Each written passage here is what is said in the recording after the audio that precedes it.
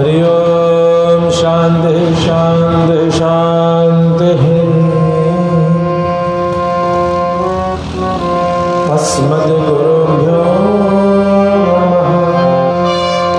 अस्मद्परमगुरुभ्यो नमः। अस्मद्सर्वगुरुभ्यो नमः। श्रीमते रामानुजाय यो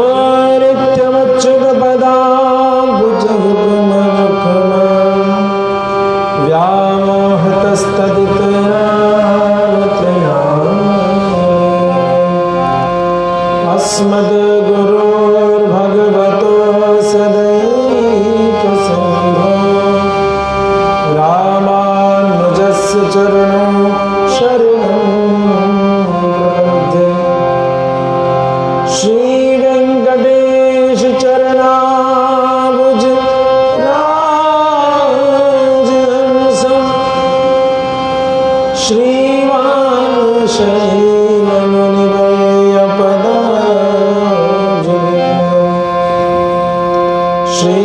श्रीशालग्राम गुरुवर्य तनूजरत्नं श्रीकेशवादिपदपङ्कजमाश्रयम्। श्रीरामः शरणं समस्तजगतां रामं विना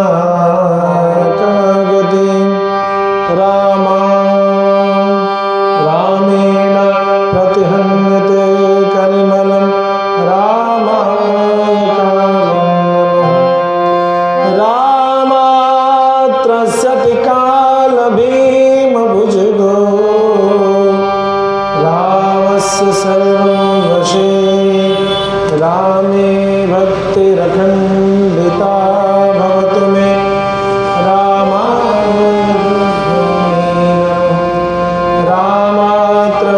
कालभीमभुजगो रामस्य सर्वं वशे रामे भक्तिरखण्डिता भवतु मे ओ राम महामङ्गलम्।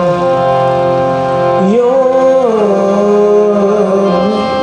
दैत्यहन्ता नरकान्तकश्च भुजाग्रमात्रेण च धर्मगोप्ता भूभारसङ्घात विनोदकामं नमामि देवं रघुवंशदीपं ज्ञानाज्ञानस्वरूपाय धर्माधर्मस्वरूपिणे विद्याविद्यास्वरूपाय स्वस्वरूपाय ते नमः। नारायणाच्युतानन्त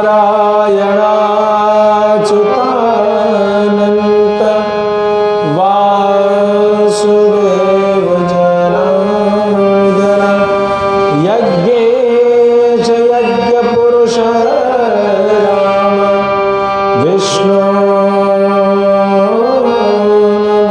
नमोस्तुते। श्रीराम जय राम जय जय राम। श्रीराम जय राम जय जय राम।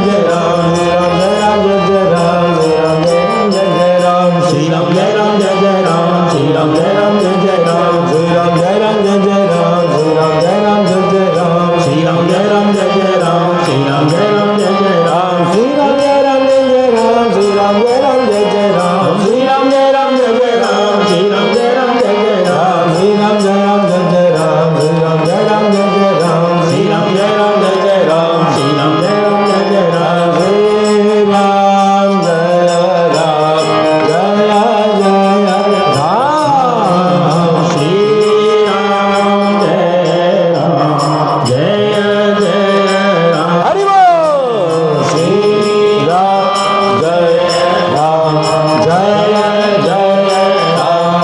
जय हो। श्री राम जय राम जय जय राम। श्री राम जय राम जय जय राम। जय हो। श्री राम जय राम जय जय राम। श्री राम जय राम जय जय राम। श्री सीताराम राम महाराज की जय जय श्री सीताराम। जय जय श्री राधे श्याम।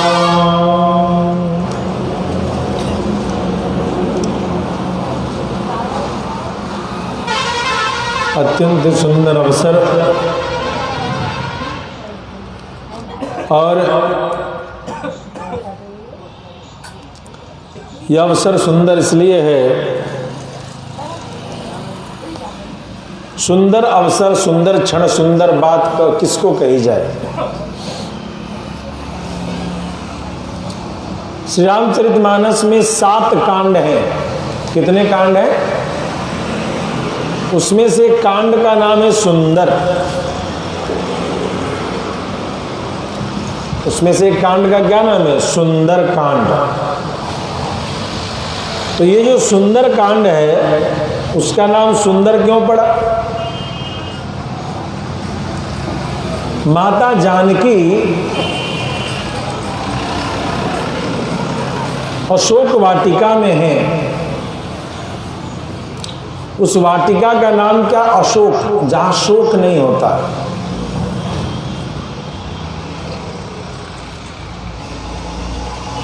उस बगिया का क्या नाम है? अशोक। शोक वहां नहीं है, दुख नहीं है, लेकिन फिर भी माता जानकी दुखी है। सोने की लंका है, सारा जगह से माल बटोर के लूट करके ले आया है रावण, लेकिन उस जगह पर एक अशोक वाटिका, मतलब रावण की ऐसी वाटिका जहां की सारी सुख सुविधा संपन्न थी बगिया, फिर भी वहां माता जानकी शोक में, दुख में।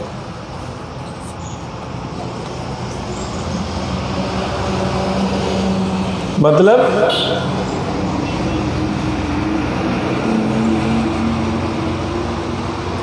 एक भगवान का जो भक्त होता है ना,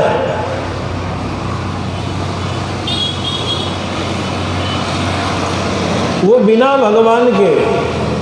भगवान के दर्शन के, बिना भगवान के प्रेम के उसे सारे संसार का सुख दे दोगे और कह दोगे कि कहीं यहां दुख नहीं होने वाला है, उसका मुंह वहां भी लटका रहेगा। वो माता जानकी वनवास में उनका मुंह नहीं लटका, वनवास में उनको कोई दुख नहीं हुआ। माता कौशल्या, महाराज दशरथ, सबने डराया कि बेटी मत जाओ, तुमको जब मन करे नहिरा आ जाना, मायका आ जाना, सासुर चले जाना, मत जाओ, जंगल में बहुत कष्ट है।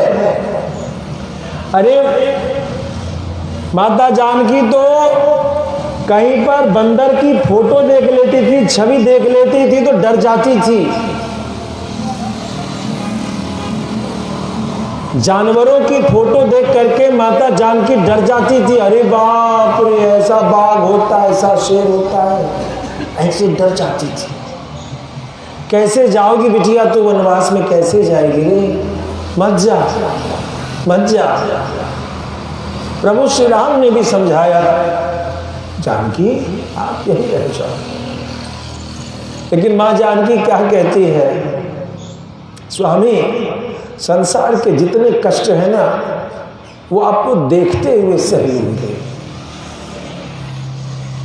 आपके चरणों की छांव में, आपके भुजाओं के नीचे मुझे संसार के एक नहीं, मुझे सैकड़ों कष्ट स्वीकार।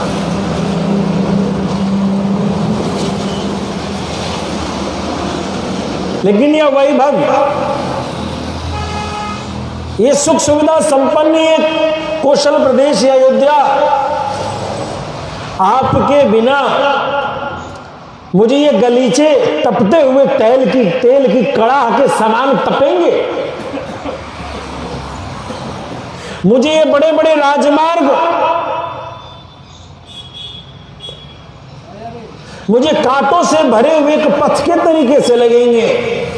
प्रभु, आपके छवि को, मंगलमय छवि को निहारते हुए मैं सारे संसार के दुख में सुख मुझे लग जाएगा।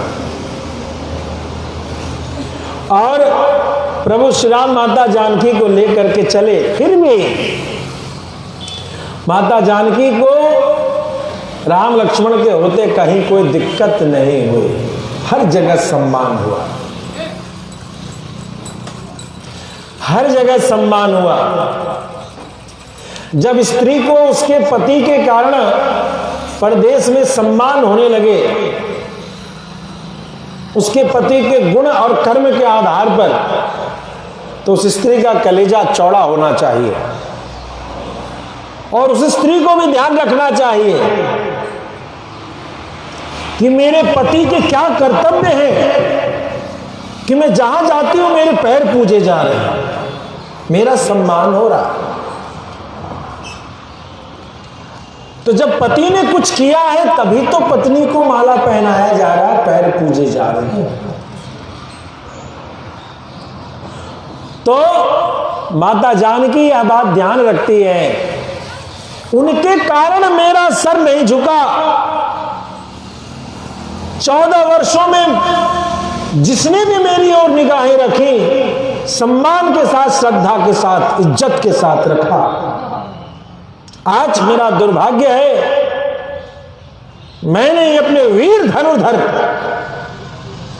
पति की ओर ध्यान न दिया। मैंने अपने वीर धनुर्धर अनंत बलवंत अपने देवर लखनलाल की बातों पर मैंने एक बार ध्यान नहीं दिया और आज मैं इस दुख की घड़ी में आ गई। आज सोने का मृग मुझे चाहिए था, सोने की लंका तो मुझे मिल गई, लेकिन हाय हतभागी मैं, मेरे पति यहां नहीं है। मैं क्या करूंगी सोने की लंका का? मन ही मन पछताती जानकी उन सोने की लंका की महल तालिकाओं की ओर निगाह भी नहीं देती। निज पद देन दिए मनक, निज पद कमल नीन, नीचे की ओर देखते हुए, अपने ही चरणों को देखते हुए। कुछ विद्वानों ने कहा, अपने चरणों को क्यों देखती है जानकी मैया? तो इसके कई भाव आए। एक भाव तो ये है कि राम जी के जो दाहिना चरण है वो माता जानकी के बाएं चरण में वो निशान है, और राम जी के बाएं चरण जैसे है वैसे माता जानकी के दाएं चरण है। और दूसरी बात, जब विवाह होता है तो सप्तपदी का एक रस्म होता है जिसमें लड़की एक पत्थर पे पैर रखती है और लड़का उस पत्थर को हटा रहा होता है और संकल्प करता है कि तेरे पांव में जब भी कभी पत्थर चुभेंगे तो उस पत्थर को पहले मैं हटाऊंगा, तुझे चुभने से पहले। और उस संकल्प को पूर्ण करने में वीर धनुर्धर भगवान श्री राघवेंद्र सरकार हमेशा तत्पर रहते थे। आज मैंने उनकी बातें नहीं मानी और आज मैं यहां हूं, अपने पैरों में देखते हुए उस सप्तपदी के उस पत्थर को याद करके कहती हैं, क्या मेरे प्रभु श्री राम भूल गए उस पत्थर को? उन्होंने विवाह में भांवरी करते समय प्रतिज्ञा जो लेता है हर दूल्हा, क्या वो भूल गए कि मेरे जीवन में आने वाली हर समस्या को वो दूर करेंगे? आज मुझ पर कैसी विपदा आ गई, मैं क्या देखूं इस सोने की लंका को? मेरे पति के बिना ये सोने की लंका व्यर्थ है। पूरी लंका को न देख करके अपने पैरों को देखती। अशोक में भी शोक है, यदि राम वहां नहीं, यदि राम नहीं है, एक जीवात्मा को परमात्मा के बिना संसार के वैभव में कभी भी उसका कल्याण नहीं हो सकता।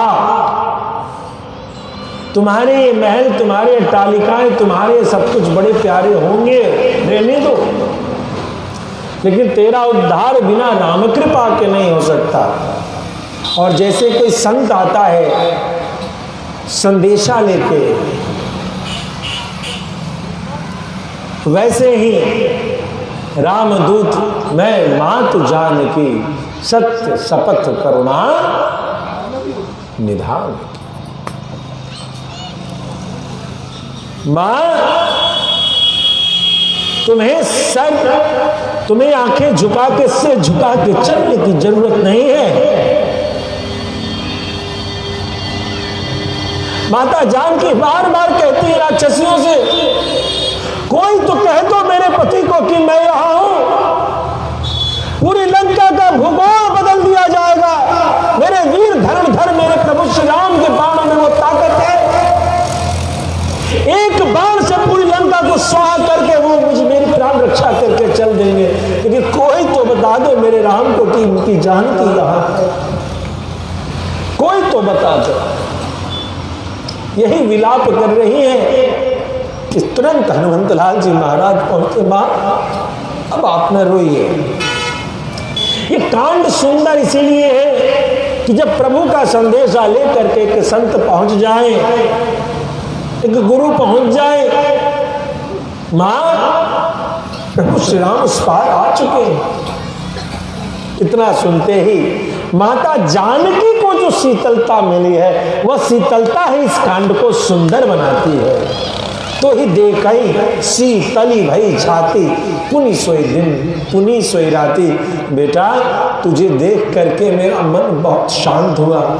तुम फिर चले जाओगे, फिर वैसे ही दिन वैसी ही रात हो जाएगी। अर्थात वह कांड, वह जीवन का वही क्षण सुंदर है जिस समय हमें संतों के मुख से भगवान का उपदेश, भगवान का संदेश सुनने को मिले, वही क्षण सुंदर है। और इसीलिए इस अत्यंत ही सुंदर क्षण को हम सभी गुरु कृपा से, भगवत कृपा से, उन्हीं श्री हनुमंतलाल जी महाराज की कृपा से इस क्षण को हम सभी प्राप्त कर रहे हैं कि भगवान का मधुर मधुर संदेश। बड़ा सुंदर किसी संत ने गाया है, हमारे राम जी से राम राम कहियो रे भगवन, कहियो रे हनुमन हो प्यारे, कहियो रे हनुमन। क्या? हमारे राम जी से राम राम कहियो रे हनुमन। ये हनुमंतलाल जी महाराज, राम दुआरे तुम रखवारे, हो तुम आज्ञा बिनु पैसारे। ये हनुमंतलाल जी महाराज, हमारी राम राम हमारे राम जी से कह देना। आइए हम सब भी हनुमंतलाल जी महाराज से प्रार्थना करें कि हमारी भी राम राम सरकार को कह देना।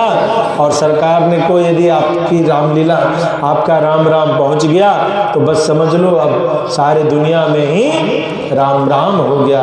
आइए, कल की कथा में हमने तीनों महीने का महात्म्य हम लोगों ने सुन लिया। कार्तिक मास, माघ मास और चैत्र मास, तीनों महीना में शुक्ल पक्ष की कथा को जो महत्व है, महात्म्य है, उसको सुन लिया। अब आगे का जो प्रसंग है उसको हम सभी सुने। प्रेम से भक्तवत्सल भगवान की। तस्मादृतुषु सर्वेषु हृदकृद्धरि पूजकः ईप्सितं मनसा यद्यत् तदाप्नोति न संशयः। इसीलिए सभी ऋतुओं में किसी भी मौसम में किसी भी 6 ऋतु हैं। कितने ऋतु हैं हमारे यहाँ? कितने सीजन्स हैं हमारे यहाँ? How many seasons are there in our nation? कौन भाषा समझती हो, हिंदी की इंग्लिश कि खाली खेलने की भाषा? तुम ही से पूछ रहे, दांत दिखा रही हो। और सहेली को पूछ रहे, बताओ ना है, बताओ ना। और सहेली उधर अलग मेला देख रही है। बोलो कितने सीजन है इस देश में? 3 है। 3 बजा दे बीन। तुम सपेरा का बीन बजाओ। सहेली से पूछो, सहेली बताओ, सहेली बताइए 3 कौन कौन से 3 होते हैं? गर्मी, ठंड और बारिश। वाह, और कुछ होता है? गर्मी में क्या होता है? गर्मी पड़ती है। और ठंड में? ठंड पड़ती है। और बारिश में? बारिश पड़ती है। और तुम किस पे बोलती हो? किस स्कूल में पढ़ती हो? SVS। तुम्हारी मैडम की बहुत शिकायत हो जाएगी। मैं SVS स्कूल में इस वीडियो को भेज दूंगा कि तुम्हारे विद्यालय की छोरी कहती है 3 सीजन होती है। सो समझना स्कूल में तुम्हारी चर्चा हो जाएगी। कितने सीजन होते हैं? 5। ये तो फंस गई बेचारी। अब समझी, कथा में आना चाहिए। टेस्ट पेपर भी हो जाता है कथा में चलते चलते। कितनी सीजन होती है? 4 ऋतु। और हमारे वास्तविक में 6 ऋतु होते हैं। कितने ऋतु होते हैं? 6। There are 6 seasons in our India. 6 season होते हैं। अब जा करके मैडम से पूछ के कल बताना। स्कूल जाती हो तो कल पूछना कि मैडम आपने 3 बताया था कि बीन बताया था? तो गुरुजी तो 6 बता रहे थे, तो 3 और 6 में अंतर कौन कौन सा नहीं बताया वो अब बताओ। अभी जो सीजन चल रहा है उसका नाम है बसंत, स्प्रिंग। Spring season. कौन सा सीजन है? स्प्रिंग। ऑटम, रेनी। खैर अब सब नहीं बताएंगे, उधर पूछना मैडम से। तो 6 ऋतु। तो 6 ऋतु है हमारे यहाँ। 2 महीने का एक मौसम होता है, एक ऋतु होता है। कितने महीने का? 2 महीने का एक ऋतु होता है। और इस तरीके से 6 दूनी 12 महीना 6 ऋतु। तस्माद ऋतुषु सर्वेषु हितकृत धरि पूजका। भगवान हरि की पूजा 6 ऋतु में अच्छा है। आप किसी भी ऋतु में, किसी भी मौसम में भगवान की पूजा कर लें। बहुत लोग पूछने आते हैं भगवान की सेवा कब करें? बोलो भक्त वत्सल भगवान की जय। तो मन करता है उससे पूछ ले कि भगवान की सेवा कब ना करें, तब तो बताएं कुछ समय करें। भगवान हरि की सेवा आप कभी भी कर सकते हैं। सदा दिवाली संतगढ़ जब मन करे तो कीजिए। कल हमारे ताऊ जी हमसे पूछ रहे थे कथा का मुहूर्त तो महाराज जी ठीक था ना, वहाँ में पंचक लग गो, पंचक लग गो कथा में। अब देखो पंचक में क्या होता है, 5 गुना कोई चीज हो जाती है, उसको पंचक कहते हैं। भगवान की कथा पंचक में सुनने से इसका फल भी 5 बार हो गया। ये कथा आपको श्राप समझो या वरदान, 5 बार सुनने का मौका मिल जाएगा। पंचक में कोई मरे तो कितने लोग मरते हैं? 5। कोई मरता है पंचक में तो कितने लोग मरते हैं समाज में? 5। उसकी शांति करानी पड़ती है। पंचक में झाड़ू कर दोगे 1 तो कितना खरीदना पड़ेगा? 5। बंधन की चीज 5 बार।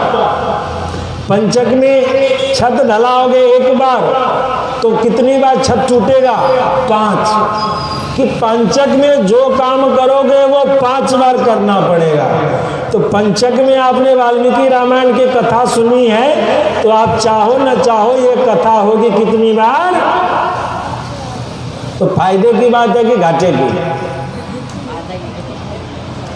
ये कथा 5 बार चाहो ना चाहो 5 बार तुम्हारी दाल रोटी जो है सो व्यास जी खाएंगे। ये तो घाटे वाली बात हुई।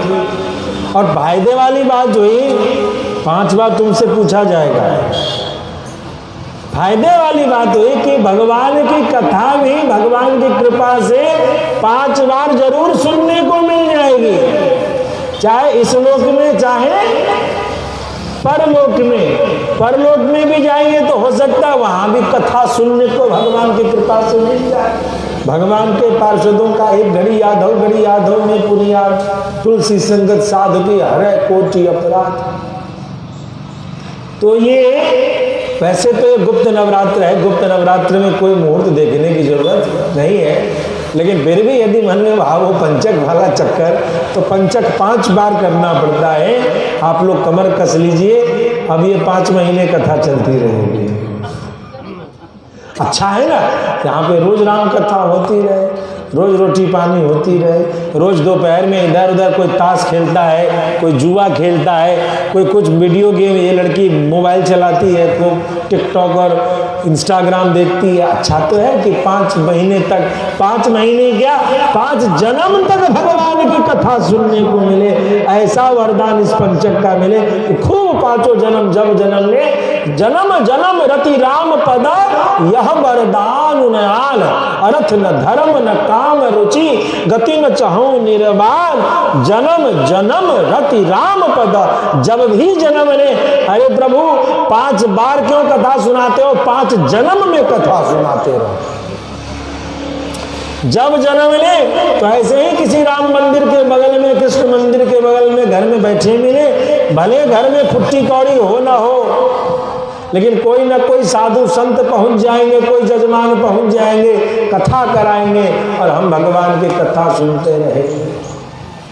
बोल बांके बिहारी लाल की। इसीलिए हमारे ब्रज के लोग और मिथिला के लोग, अयोध्या के लोग, काशी के लोग कह देते हैं भगवान से, मोक्ष मिले न मिले, जन्म मिले तो यही मिले,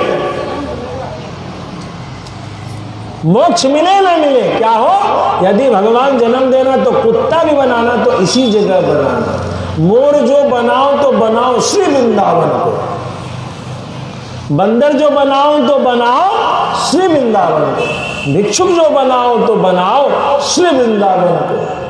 तात स्वर्ग अपवर्ग व्यथा लेकर करेंगे क्या, जानते नहीं हो वृंदावन से। मतलब आइए, तो यह सभी ऋतुओं में होने वाली कथा जो है मन की सभी कामनाओं की पूर्ति करती है।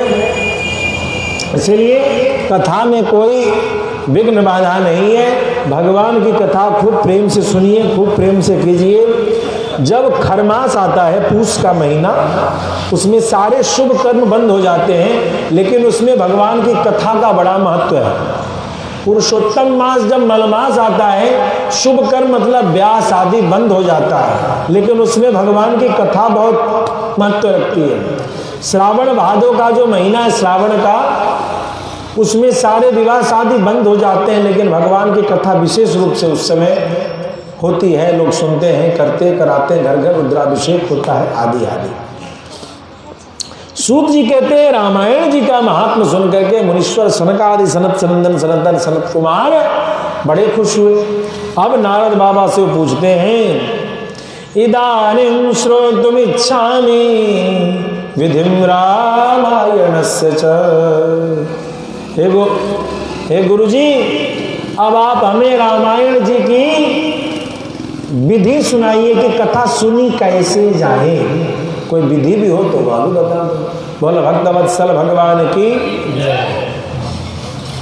भागवत जी में नारद जी को सनत कुमार जी ने भागवत सुनाई है। सनत कुमार चारों भैया ने नारद जी को कथा सुनाई है, और यहाँ नारद जी सनत कुमार जी को राम कथा सुनाते हैं। यही अद्भुत है। कभी कोई संत व्यासपीठ पे बैठता है, कभी कोई संत व्यासपीठ पे बैठता है।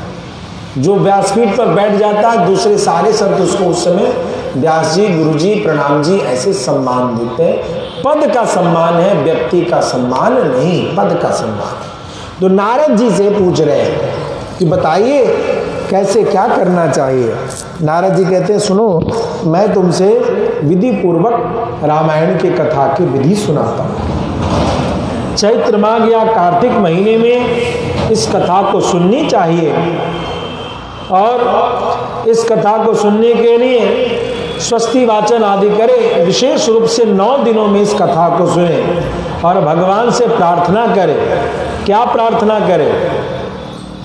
अद्य प्रभृत्य हम राम शृणोमि त्वत्कथामृतम् प्रत्यहं पूर्णता में तो तब राम प्रसादतः। क्या प्रार्थना करें? हे प्रभु श्री राम, आज से हम आपकी कथा को सुनेंगे और इस कथा को सुनने के लिए हम तत्पर हैं। आपकी कृपा हो, आपकी प्रसाद से, आपकी कृपा से, आपकी करुणा से या परिपूर्ण हो या यज्ञ निर्विघ्न सफल हो। इसलिए हे मेरे प्रभु श्री राम, हम पर कृपा करें, हम आपकी कथा सुन सकें। इस तरीके से भगवान की कथा के लिए भगवान से प्रार्थना करना चाहिए। खूब बढ़िया से पवित्र होकर के शौच करे, दातन करे, स्नान करे और स्नान करके नित्य प्रति कलश आदि पूज करके संकल्प करके रामायण ग्रंथ की भी पूजा करे। रामायण ग्रंथ की पूजा करने के लिए अष्टाक्षर मंत्र बताया। उस अष्टाक्षर मंत्र से रामायण जी की पूजा करें। पूजा करके जो गंध अक्षत पुष्प धूप दीप नैवेद्य जो श्रद्धा भाव से उपस्थित हो उससे उसकी पूजा करें। और इसके बाद भगवत कृपा से भगवान के लिए जो विधि पूर्वक मन और इंद्रियों को संयमित करता हुआ जो कथा को सुनता है वह लौट करके विष्णु धाम की प्राप्ति करता है। कहते हैं जो रामायण की कथा को सुनता है, रामायण की कथा सुनते समय जो पापी लोग हैं उनसे ज्यादा देर बात न करे, हो सके तो उनसे अपनी नजर बचाए। अब क्या हो गया, कथा में राजनीति घुस गई। कथा अब सेवा की जगह राजनीति का जगह हो गया है। उसके कारण होता क्या है, कई बार कथा की मर्यादाएं चली जाती है। कल एक जगह कथा की चर्चा चल रही थी तो जो 5-7 लोग थे उन लोगों ने कुछ चर्चाएं की और उन सब की चर्चा से ये समझ में आया कथा हो न हो, आने जाने वाले संतों का सम्मान हो न हो, गांव भर का भंडारा जरूर कराना पड़ेगा। हमने बोला भैया प्रसाद तो इतनों भी चले, इतनों भी चले, पूरा घर भी लिख दो तो प्रसाद चले। तुम्हारी कथा सेवा देने का स्थान है, इन नेतागिरी के चक्कर में ये सेवा लेने का स्थान बन गया।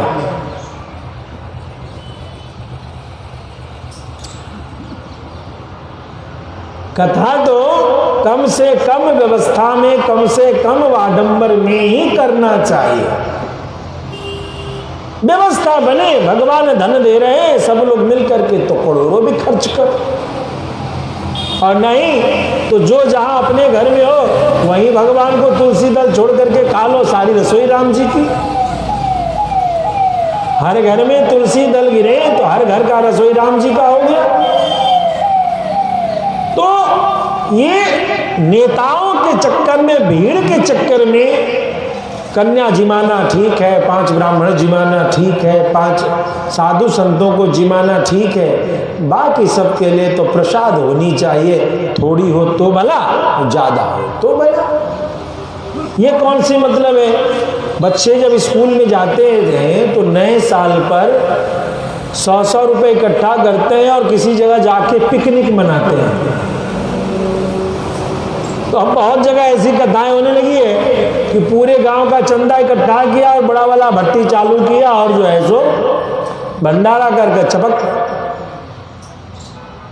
न किसी संत का सम्मान, न किसी गौशाले में दान, और वो सारा धन कम से कम अपने उस धन से वो जो लाखों रुपए भंडारे में खर्च करते हो, कोई ऐसा गरीब तो है नहीं कि जिसको तुम दे रहे हो तो उसका पेट भर रहा है। उससे अपने मंदिर के रंग रोगन को तो सही करो, मंदिर को तो सही करो, जो मंदिर टूटा है उसमें खर्च करो। कि कोई साधु संत कभी आकर के वहां बैठेगा तो उसकी छत तो टूटी हुई नहीं मिलेगी, वो धन ज्यादा अच्छा है। तो इस तरीके से कहा कि जो धर्म को मानने वाले नहीं हैं उनसे तो ज्यादा बात ही न करें, उनसे कम से कम बात करें जो धर्म को नहीं मानते हैं।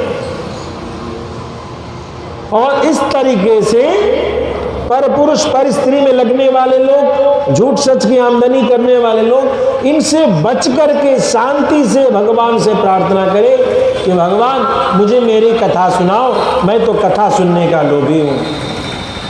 चाहे बैठने को गलीचा मिले या बैठने को पता चले एक छोटी सी फटी हुई आसन ही मिले, एक बोरा ही मिल जाए, बस आसन लगाए और बैठे पड़े से। ऐसे करके बड़े भाव से कथा को सुनना चाहिए। इधर उधर सांसारिक व्यवहार में माथा को लगा करके जो लोग रहते हैं उनको कथा का आनंद नहीं मिलता।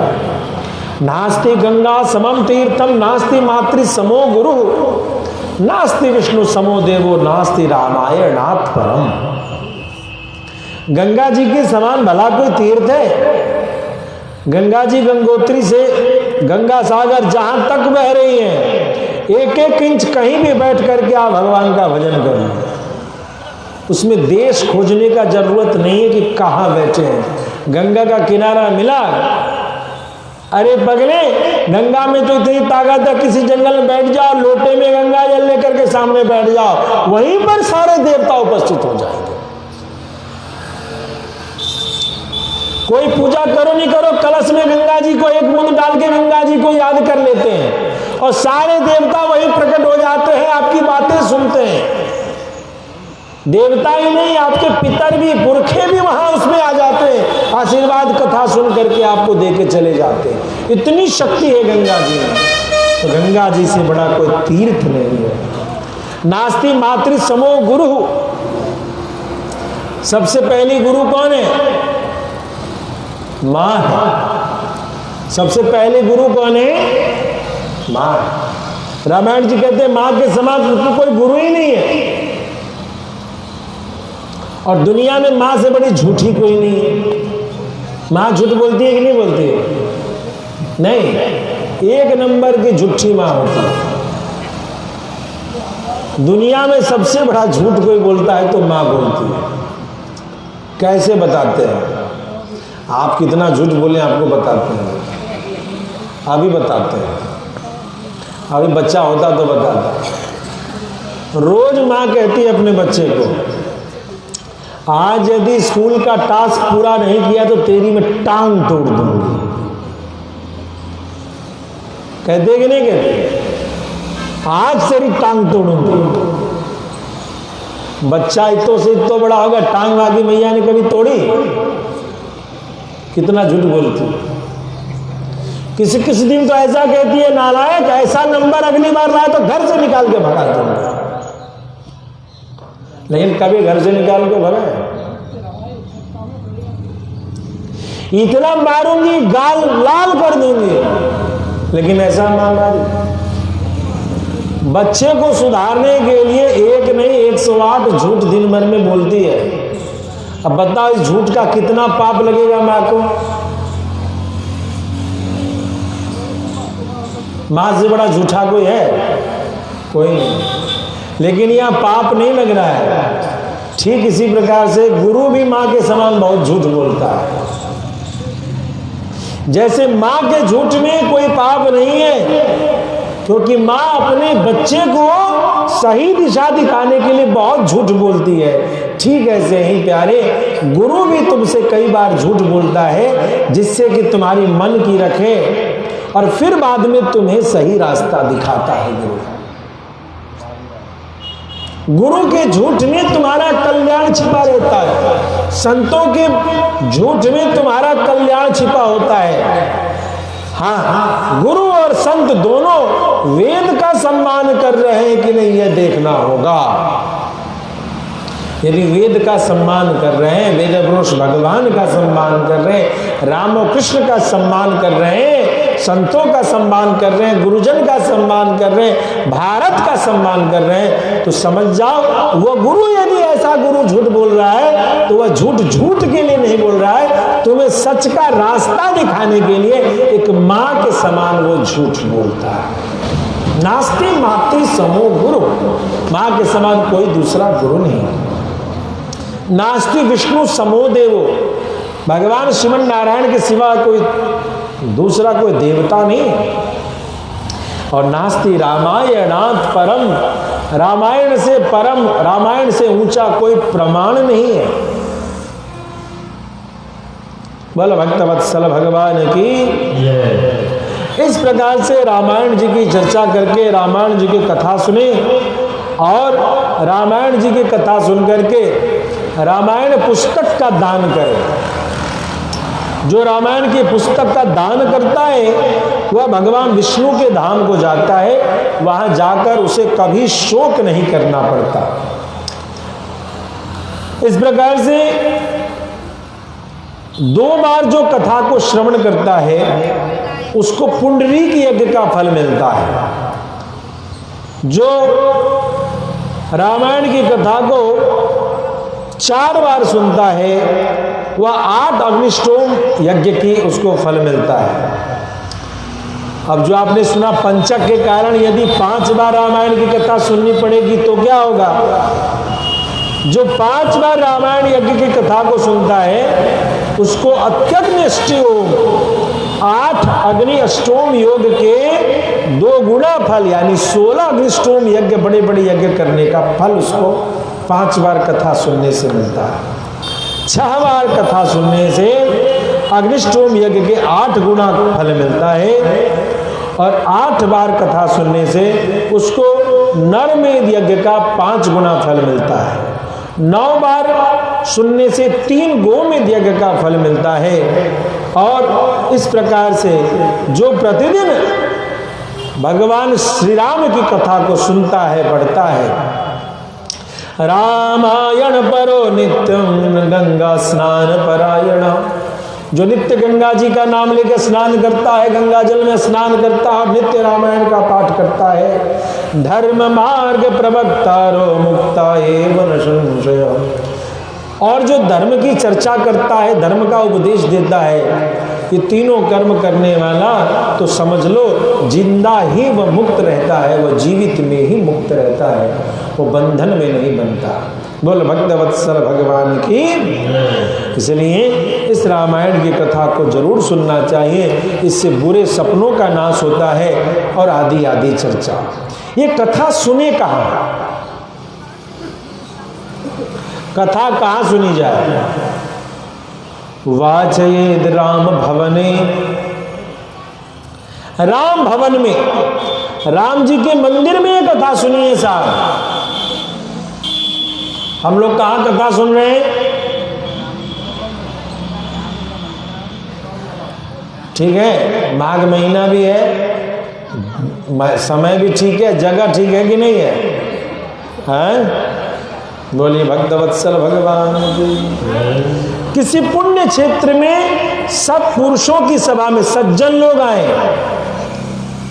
ज्यादा सुंदर व्यवस्था कर देने से ऐसे वैसे जैसे तैसे सब लोग आ जाते हैं, और कम से कम व्यवस्था में व्यवस्था इतनी करनी चाहिए कि कथा कानों में आए, सुनाई पड़े, और ज्यादा आडंबर में नहीं जाना चाहिए। वो सोफा, वो गलीचा, अब तो फैशन चल गया है। कथा का मतलब जो है वो बफे सिस्टम का भोजन, खड़े खड़े कुत्ता वाला भोजन। वो जो बफे सिस्टम होता है वो क्या है? कुत्तों वाला भोजन है। अब तो वो चलता है कथाओं में साहब, काउंटर लगा हुआ है कमरे में, जूते चप्पल पहन के टेबल पर बड़े बड़े सेठ लोग आते हैं और टेबल पे क्या पा रहे हैं? तो प्रसाद। पैरों में क्या है? तो बढ़िया जूता।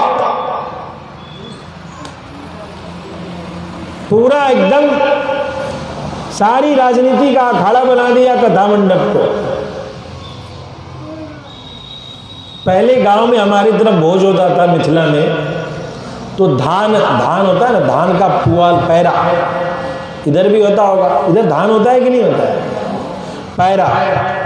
तो हमारे यहाँ जब ब्रह्म भोज होता था, ब्राह्मण आते थे, तो उस जगह पर व्यवस्था थी कि लोटा लेके ब्राह्मण अपने घर से जाते थे, अपने घर से जलपात्र, कि इसमें अपने भाई टेंट के बर्तन में ब्राह्मण भोजन नहीं करते थे, लोटा लेके जाते थे और ब्राह्मणियां ही 10 घर की बहुएं मिल करके भोजन बनाती थी। और पैरा को, 5 पैरा को ऐसे ऐसे करके मोड़ के उसकी गठरी बना दे, वही आसन रहता था। उसी पर बैठ के पत्तल लग गया और अपने लोटा में जल लेकर के लोग बैठे और भोजन हुआ। तो लोग कहते हैं कि पहले के जमाने के लोग नाटक ज्यादा करते थे। अब क्या हुआ? अब प्लास्टिक का गिलास आ गया,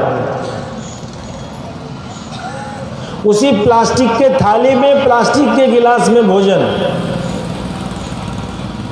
और धीरे धीरे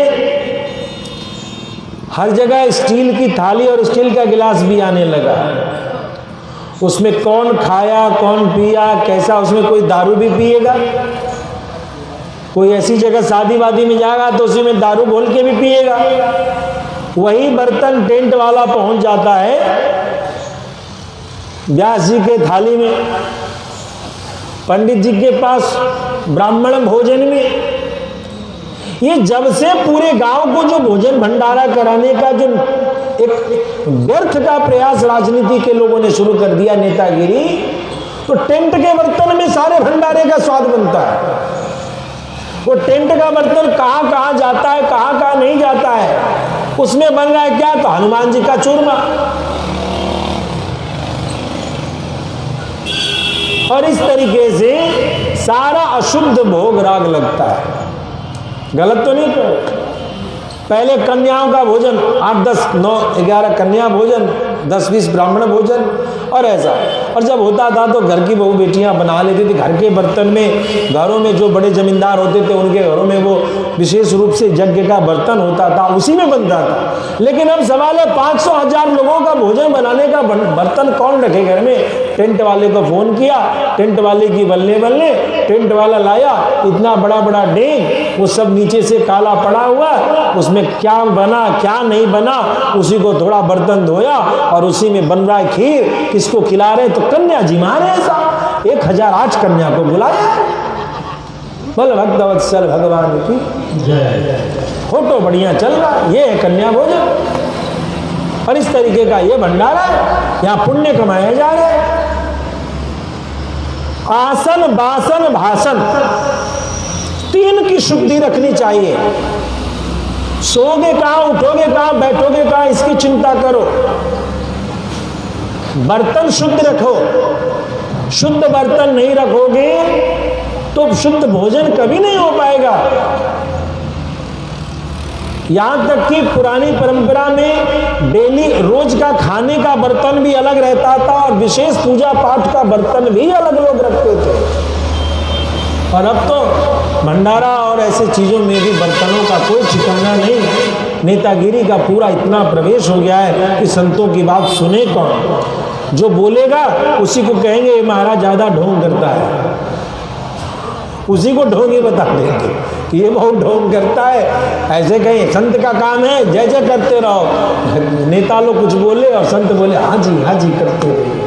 ऐसे नहीं, मर्यादा में रहना चाहिए। तो ऐसे राम मंदिर में संतों की सभा में राम कथा को कहे। ध्यान दीजिएगा, ब्रह्मा द्वेष रतानाम च दंभाचार दात्मनाम लोक वंचक वृत्ति नाम न ब्रूयात इदम उत्तमम। जो ब्राह्मणों का द्रोही हो, ब्रह्मद्रोही हो, पाखंड पूर्ण आचरण में पाखंड पूर्ण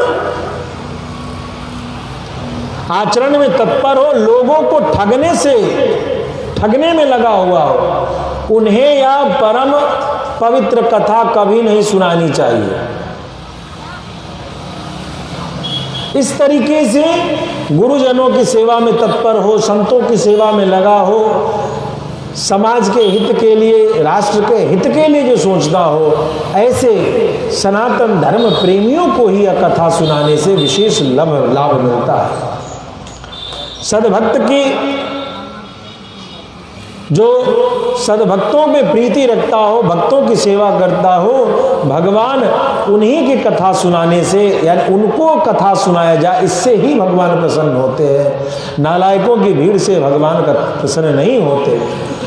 मनुष्य विवश होकर के भी जिनका नाम स्मरण कर लेता है वह परम पद का प्राप्त कर लेता है। इस पवित्र काव्य के प्रतिपाद्य विषय यही है।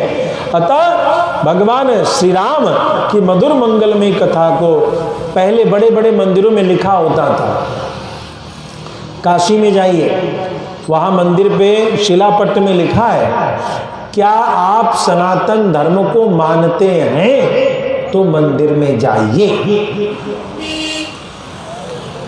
नहीं समझे? ये मंदिर क्या है? हमारा घर है। तो लोग कहते हैं मंदिर तो समाज का होता है। मंदिर एकदम ये नेताओं की भाषा है। मंदिर कोई समाज का नहीं होता है। जो राम का नहीं वो काम का नहीं। ये नेताओं की भाषा, मंदिर समाज का होता है। मंदिर तो उसका है, पहले तू राम का है कि नहीं सो बता। तू राम का है तो मंदिर तेरा है, तू राम का नहीं है तो मंदिर तेरा नहीं है। पगले, रावण के घर से भी तू आएगा तो तुझे पहले कह कि तू राम का है, तो तुझे यहां शरण मिलेगा। तू रावण के घर से आ, तू है कहां का इससे मतलब नहीं है। लेकिन अब जब इस मंदिर में आ गया तो अब तो तू कह के तू राम का है तो ये मंदिर तेरा है। यदि तू राम का नहीं, राम की सेवा का नहीं, राम के भक्तों का नहीं, तो राम जी तो हाँ कर देंगे, लेकिन राम की जो बानरी सेना है वो यदि इस मंदिर में रात में सोने की कोशिश करोगे तो कई बार मंदिरों में रात में कोई सोता है तो कहता है लगता है यहाँ भूत है। यहां भी कहता है क्या? कहीं कहीं किसी को सुनिएगा वो मंदिर में ठिकाना दिखता है बढ़िया सोने का जगह तो कहता है सोताते तो उसको रात में भूत नजर आता है। भूत है वहां, बाप रे, गांव में पूरी हल्ला हो गया इस मंदिर में भूत है, भूत है, भूत है। जो सोता है उसको डर लगता है, जो सोता है उसको डर लगता है। राम जी तो नहीं डिस्टर्ब करेंगे, लेकिन राम जी के दरवाजे के जो गार्ड हैं हनुमान जी, लाल लंगोटो हाथ में सोटो, लाल लंगोटो हाथ में सोटो, हो तेरी जय हो पवन कुमार कि बलि जाऊं बालाजी। हो तेरी जय हो पवन कुमार कि बलि जाऊं बालाजी। हाँ, लाल लंगोटो हाथ में सोटो, लाल लंगोटो हाथ में सोटो, तेरी जय हो, तेरी जय हो, तेरी जय हो पवन कुमार कि बलि जाऊं बालाजी। तेरी जय हो पवन कुमार कि बलि जाऊं बालाजी। राम नाम गुण गाए जा, प्रभु से प्रेम लगाए जा, राम नाम गुण गाए जा, प्रभु से प्रेम लगाए जा। तेरी जय हो पवन कुमार कि बलि जाऊं बालाजी। तेरी जय हो पवन कुमार कि बलि बालाजी। अब हनुमान जी इतने लाडले हैं कि राम जी ने कह रखा है कि तुझे इस भवन के दरवाजे पे जो करना है तो कर। तो ये हनुमान जी का सोटा लग जाता है। इसीलिए मंदिर किसी का नहीं है, मंदिर राम का है और राम के भक्तों का है। मंदिर में प्रवेश करने से पहले आपको पता होना चाहिए कि आप राम के बन जाइए तो राम जी आपके बन जाएंगे। तुम हमारे थे प्रभु जी, हम तुम्हारे हैं। अवश्य नापियन कृत्य, अर्थात भगवान श्री राम का नाम यदि बड़ा से बड़ा पापी भी कर डाले, राम की शरणागति की प्राप्ति कर ले, उनका नाम तो ही तारक मंत्र है। काशी मुकुति हेतु उपदेशु, काशी मुकुति हेतु उपदेशु। राम बोलो, राम बोलो, राम बोलो, राम भजो। यहां तक कि हमारे इस पूरे क्षेत्र में लोग क्या कहते हैं, राम राम जी, राम राम जी, राम राम जी, राम राम जी, राम राम जी, राम राम जी। भाई कुभाई अलग आलस हो, नाम जपत मंगल दिशि दसो, छिछी राम राम। कैसे भी राम बोला जाए तो वह जीव का उद्धार करता है, मंगल करता है। ऐसे प्रभु श्री राम की यदि कृपा चाहिए तो कहते हैं कि राम को अपना लीजिए साहब, राम के भक्तों को अपना लीजिए। यस्य राम रसे प्रीतिर वर्तते भक्ति संयुता। क्या बात है, जो प्रेम के साथ राम रस में डूब जाए, जो प्रेम रस में, भाव रस में, श्रद्धा रस में, राम रस में डूबे, ऐसे वैसे बोले वो तो बात ठीक ही है, अच्छा है, लेकिन जो प्रेम से प्रभु श्री राम का भजन करे, यस्य राम रसे प्रीतिर वर्तते भक्ति संहिता सैव कृत कृत्या सर्व शास्त्रार्थ को विदा। कहते हैं कि समझ लो कि उसको सारे शास्त्रों का रहस्य मिल गया, उसने सारे शास्त्रों के तत्व को जान लिया। बोलो भक्तवत्सल भगवान की। राम नामैव नामैव नामैव मम जीवन कलौ नास्त्यैव नास्त्यैव नास्त्यैव गतिरन्यथा। नारद जी कहते हैं कि राम नामैव नामैव नामैव मम जीवनम्। हे सनत कुमार जी, भैया मेरी पहचान ही राम नाम है। क्यों, नारद जी की बात आते भगवान की नाम याद आती है कि नहीं आती? जैसे ही कथाओं में, रामलीला में, रासलीला में नारद जी की एंट्री होती है, तो श्रीमन नारायण नारायण नारायण, भजमन नारायण नारायण नारायण, श्रीमन नारायण नारायण नारायण, श्रीमन नारायण नारायण, भजमन नारायण नारायण नारायण, भजमन नारायण नारायण नारायण नारायण नारायण। रामलीला, रासलीला, जो भी कुछ हो, कथा हो, सत्संग हो, नारद जी की एंट्री करते व्यास जी को रुकना पड़ता है। व्यास जी कीर्तन करना नहीं भी चाहेंगे तो उनको कीर्तन करना पड़ता है, क्योंकि नारद जहां पहुंच गए वहां कीर्तन होना ही होना है। कथा में पहुंच गए तो कीर्तन, रामलीला में पहुंच गए तो कीर्तन, रासलीला में पहुंच गए तो कीर्तन, और जीवन में उनकी कृपा पहुंच गई तो कीर्तन। इसीलिए कलयुग में नारद बाबा का बहुत महत्व है। तो क्या कह रहे, राम नामैव नामैव नामैव मम जीवनम। हे सनत कुमार जी, मेरा जीवन, इसकी पहचान राम है, राम का नाम है।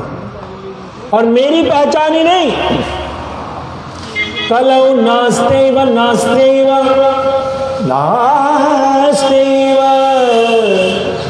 गतिरन्यथा। 3 बार नास्ति शब्द का प्रयोग किया गया। कलौ नास्त्यैव नास्त्यैव नास्त्यैव गतिरन्यथा। स्वर्गलोक भू भुव स्वः, पाताल लोक, स्वर्गलोक और मर्त्य लोक, इस तीनों लोक में कलयुग आने पर राम नाम के बिना गति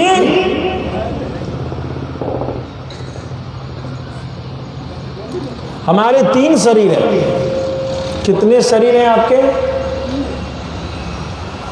तो मैया सोच रही है कई वो तो दिखता है, दू को कहा बोल भक्त वत्सल भगवान जय। 3 शरीर है। एक शरीर तो देख रहे हैं, छू के देख लीजिए जो शरीर है, ये शरीर स्थूल। इस शरीर का क्या नाम है? स्थूल शरीर। 2 शरीर और है,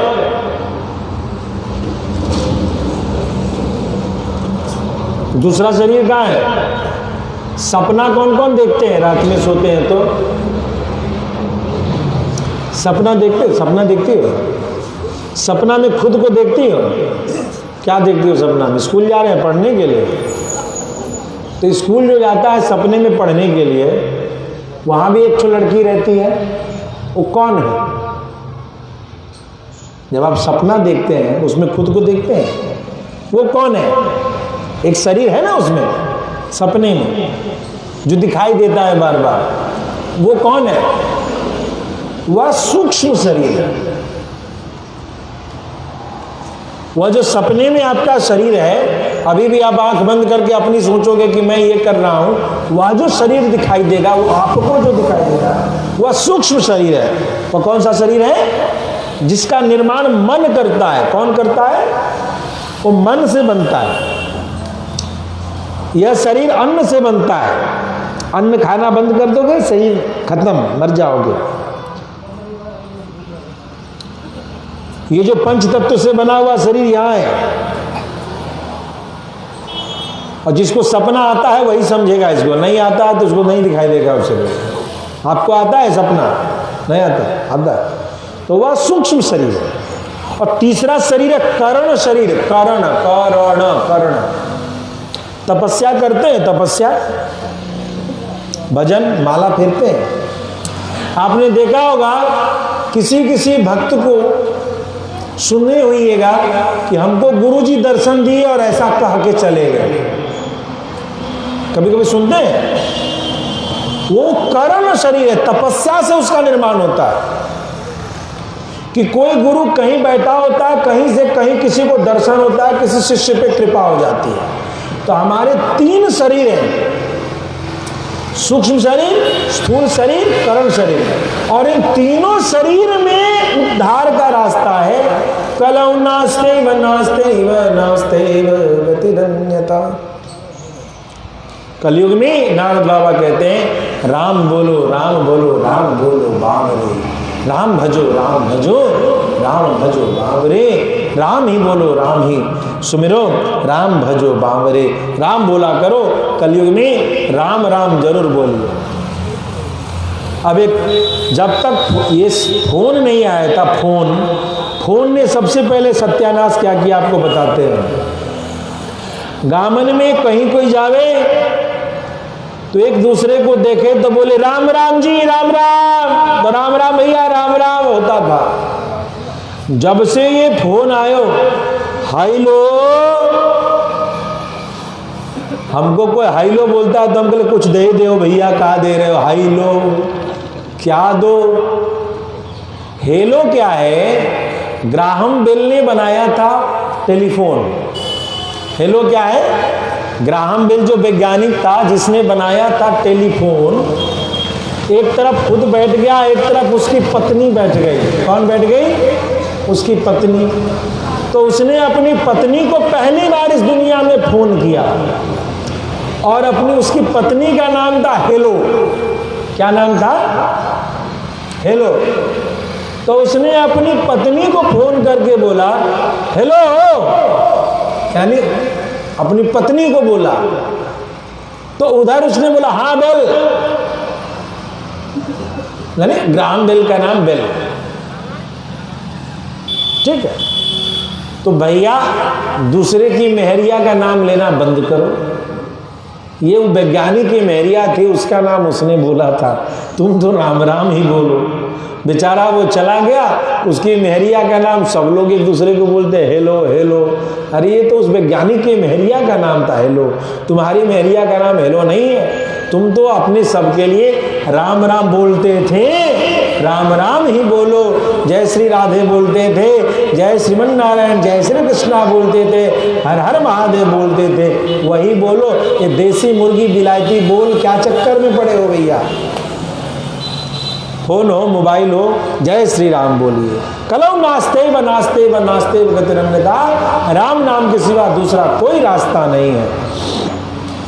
सूत जी कहते हैं तुम सब लोग भी अमृतमय इस राम कथा को जरूर सुनो, यह सारे पापों को नाश करने वाला है। इस कथा को सुनने से अद्भुत है। रामायण की कथा को सुनने के बाद जो व्यास जी हैं उनको खूब बढ़िया से गाय, कपड़ा, सोना, चांदी, हीरा, मोती, ये सब बिना लिस्ट में लिखे हुए दे देना चाहिए दान में। ऐसा देने से क्या होता है, कहते हैं उस दान का बड़ा ही पुण्य है। न बाधंते ग्रहास्तस्य भूत बेताल कादय तस्सैव श्रव श्रेयांसे वर्धन्ते चरते श्रुते। घर में भूत प्रेत आदि व्याधि जितना भी है वह दान करने से सब समाप्त हो जाता है। उसकी 7 पीढ़ी तक वह मोक्ष की अधिकारी हो जाता है। अग्नि का भय उसे नहीं सताता और ना उसे चोर डकैती का या लूट खसोट का कोई भय रहता है। अस्तु, इस प्रकार से कहते हैं कि शतजन्मार्जित पाप सद्य विमोचिता सहस्र कुल संयुक्त प्रयांते परमं पदम। जो विद्वान इसके एक या आधे श्लोक का भी पाठ करते हैं वे सारे पापों से मुक्त हो जाते हैं और भक्ति पूर्वक जो इस कथा को सुनते हैं, समझते हैं, 100 जन्मों में किए हुए पाप उसके तत्क्षण नष्ट हो जाते हैं। हजारों पीढ़ियों के साथ सहस्र कुल संयुक्त यदि प्रेम से जो राम कथा सुनता है वो हजारों कुल, हजारों पीढ़ियों के साथ वह परम पद यानी वैकुंठ का अधिकारी बनता है। प्रतिदिन राम कथा को जरूर सुनना चाहिए। इस प्रकार से हमने वाल्मीकि रामायण का यह महात्म्य सुना। बोलो भक्तवत्सल भगवान की जय। एकाग्र चित्त होकर के अब आगे की कथा में हम सभी प्रवेश करेंगे। प्रवेश करने से पहले और अद्भुत बात आपको बता दें।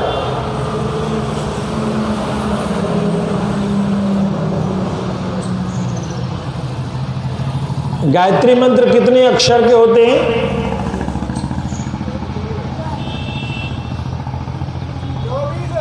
24। और गायत्री मंत्र का अर्थ क्या है? तो गायत्री मंत्र का अर्थ जो हम लोग पढ़ते हैं वो छोटा अर्थ है कि वह सूर्य को भी प्रकाशित करने वाला, सूर्य को भी प्रकाश देने वाला, मेरी बुद्धि में ऐसा प्रकाश दे, ऐसा ज्ञान दे कि मैं उसे समझ सकूं। ऐसा वह बुद्धि क्या है? धीमहि धियो यो न प्रचोदयात्। पूरी गायत्री मंत्र व्यासपीठ से या माइक से बोलने का अधिकार नहीं है। ये तो मार्केटिंग का फंडा है। बहुत सारी संस्थाएं अपना दुकान चलाने के लिए बहुत कुछ कर रही हैं। जैसे भूसा बेचने वाले को भूसा, किसान भूसा जो है क्या करे कि फेंक देता था, पैरा को फेंक देता था। तो गांव में पैरे का छत डालते हैं, बहुत ठंडा होता है। जब बारिश होती है तो आप देखिएगा कि जब बारिश होती है तो पैरा से पानी टप टप चूता है, तो उस पानी का रंग तेल जैसा होता है। पैरा वाले छत तो गांव में भी बहुत कम दिखते हैं, लेकिन जिन्होंने देखा होगा उन्हें ध्यान होगा। पैरा के छत से जो पानी छूटा है तो किनारे किनारे जो मड़ई के किनारे नाला रहता था, बारिश के समय बन जाता है गिरते गिरते, उसमें तेल के जैसा रंग का पानी गिरता है। अब इन बड़ी बड़ी कंपनियों को दिखाई दिया तो उसका परीक्षण किया, और उसका परीक्षण करके जिस पैरा को आप ऐसे ही जला देते हैं, जिस भूसा को, वो जो धान का जो छिलका है ऐसे ही आप फेंक देते हैं, उसको ले गए और उसको प्रयोगशाला में एक्सपेरिमेंट किया तो देखा कि इसमें तेल का जैसा रंग नहीं है, इसमें तेल है। और उस तेल को निकाला, वह तेल अब रिफाइंड ऑयल के रूप से आपके पास आता है, जिसका नाम है राइस ब्रान ऑयल। बड़ा महंगा है। ये बात किस लिए कह रहे हैं कि मार्केटिंग करने वाले तो आपके भूसा को भी बेच रहे हैं। गाय का गोबर भी, अब कंडे भी बिक रहे हैं। किसानों के हाथ से अब किसानों की बाजार को भी लिया जा रहा है। तो हमारी गायत्री मंत्र को बेचने वालों ने तो माइक में इसका खूब व्यापार किया। लेकिन आपको बता दें, गायत्री मंत्र की पूरी व्याख्या यदि सुननी है तो वो अब शुरू हो रही है। 24 अक्षर की गायत्री, और वाल्मीकि रामायण में कितने मंत्र हैं? 24,000। कितने हैं? लाख नहीं, 1000। ये 24 वर्ण 24 अक्षर के 24,000 हैं। एक एक अक्षर पर 1000 श्लोक का निर्माण वाल्मीकि मुनि ने किया है। ध्यान दीजिएगा। एक ये जो आपको बताया कि दूसरे ब्रह्मा के समान वाल्मीकि मुनि बने, क्यों? तो जो गायत्री मंत्र ब्राह्मण के सिवा किसी दूसरे को जपने का अधिकार नहीं था, उस गायत्री मंत्र की व्याख्या कर किया वाल्मीकि मुनि ने, और एक एक अक्षर पर 1000 मंत्र का निर्माण कर दिया। 24,000 मंत्र हो गए। अर्थात गायत्री मंत्र की पूरी व्याख्या, बृहद व्याख्या क्या है? तो श्री राम कथा। क्या है? श्री राम कथा है। 24 अक्षरों को समर्पित 1000 मंत्र, 24,000 मंत्र में लिखी हुई श्रीमद् वाल्मीकि रामायण। और उस का पुरातन पुरुष जो है, जिसकी खोज के लिए गायत्री मंत्र की चर्चा हो रही है, वह दूसरा कोई नहीं, वह प्रभु श्री राम है। प्रभु श्री राम ही वेद प्रतिपाद्य विषय है। प्रभु श्री राम ही वेद मंत्र के जो मूल जननी है गायत्री, उस गायत्री मंत्र के प्रतिपाद्य विषय है। जगत प्रकाश से प्रकाशक रामू बाबा तुलसी ने रामचरितमानस में लिख दिया। ये तुलसी बाबा कौन है जी? ये दूसरे कोई नहीं है। कलि केवल निस्तार हित वाल्मीकि तुलसी भयो, कलि केवल निस्तार हित वाल्मीकि तुलसी भयो। कलयुग में भक्तों के उद्धार के लिए वाल्मीकि मुनि स्वयं तुलसीदास बनकर के अवतरित हो गए। और इस प्रकार से भगवान की महती कृपा, उसने उस रामचरितमानस में लिख दिया, जगत प्रकाश्य प्रकाशक रामू। जगत प्रकाशित है और उसको प्रकाश करने वाले दूसरे कोई नहीं, हमारे प्रभु श्री राम है। बोल भक्तवत्सल भगवान की जय। जगत प्रकाश से। आइए, तो 24 अक्षर का जो पहला अक्षर है गायत्री मंत्र का, कौन सा अक्षर है? तो है। वो जो भूर्भुवः स्व है वो पहला अक्षर नहीं है, उसको कहते हैं व्याहृति।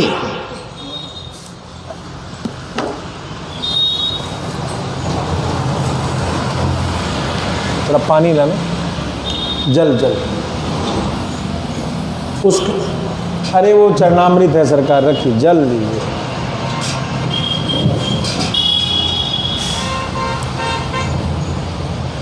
क्या है? उसको व्याहृति कहते हैं। भुवः स्वः, ये गायत्री मंत्र के व्याहृति हैं।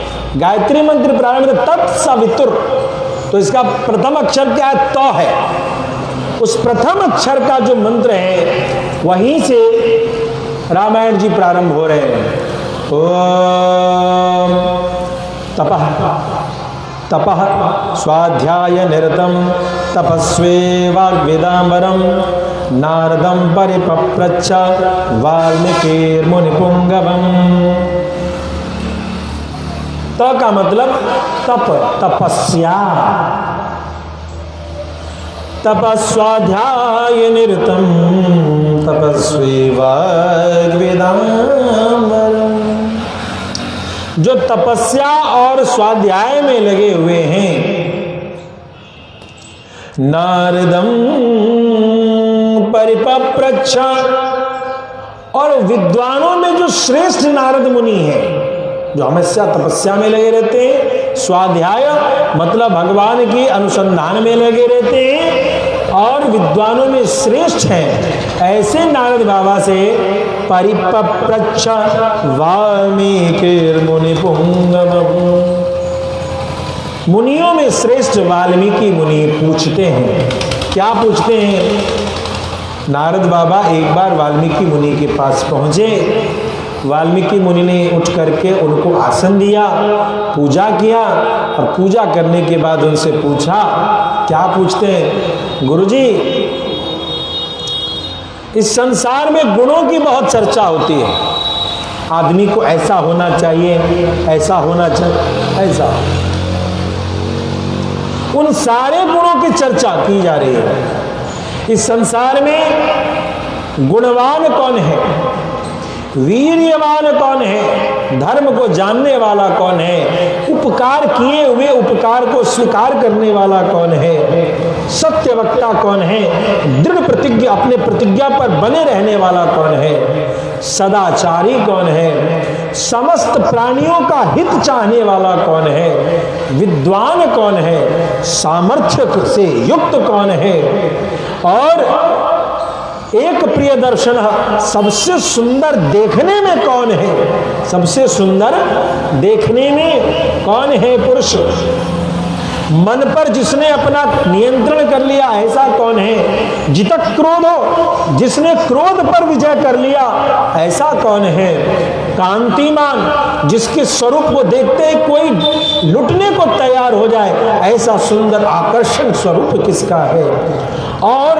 जो किसी की को अनसूयता, जो किसी की निंदा नहीं करता, जो किसी की निंदा नहीं करता ऐसा कौन है, और कस्य बिभ्रति देवाश्च जात रोषिस संयुगे, लेकिन जब अपने भ्रिकुटी तान ले और रण संग्राम में जो क्रोध कर बैठे तो सारे देवता थर थर थर थर कांपने लगे, ऐसा पराक्रमी वीर कौन, यानी सुंदर इतना कि मुस्काए तो लोग अपने दिल और जान कुर्बान कर दे रहे,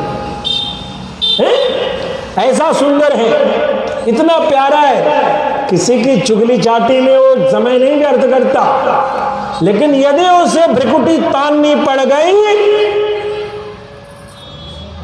तो देवता भी थर थर थर थर कांपने लगे, ऐसा वीर कौन है। मैं यही जानना चाहता हूं, इस धरती पर क्या ऐसा कोई है जो इतने गुणों को लेकर के उपस्थित है। वाल्मीकि मुनि के एतदिच्छामि हम श्रोतुम परम कौतूहलम हिमे महर्षे तुम समर्थोसि ज्ञातुमेवं विधुम नरम। मुझे पता है नारद बाबा आप जगह जगह जाते हैं, आप बता दीजिए ना ऐसा कोई है तो मैं उसे जानना चाहता हूँ, तो कौन है। और इतने सारे गुण एक साथ किसी एक आदमी में कैसे हो सकता है, क्या ऐसा कोई है। नारद बाबा बड़े प्रसन्न हुए और बोले वाह वाह वाह, तुमने इतने सारे दुर्लभ गुणों को एक जगह खोजने की बात की है, तो सुनो बड़ी प्रसन्नता के साथ मैं तुम्हें बताना चाहता हूं। मैं देख रहा हूं कि ये सारे दुर्लभ गुण किसी दूसरे में नहीं, किसी एक में, इक्ष्वाकु वंश में उत्पन्न हुए एक ऐसे पुरुष हैं। इक्ष्वाकु वंश प्रभवो राम नाम जनै श्रुतः, जिसे दुनिया में लोग क्या कहते हैं, राम। राम प्रभु का नाम नहीं है, लोगों ने कह दिया उनका नाम राम।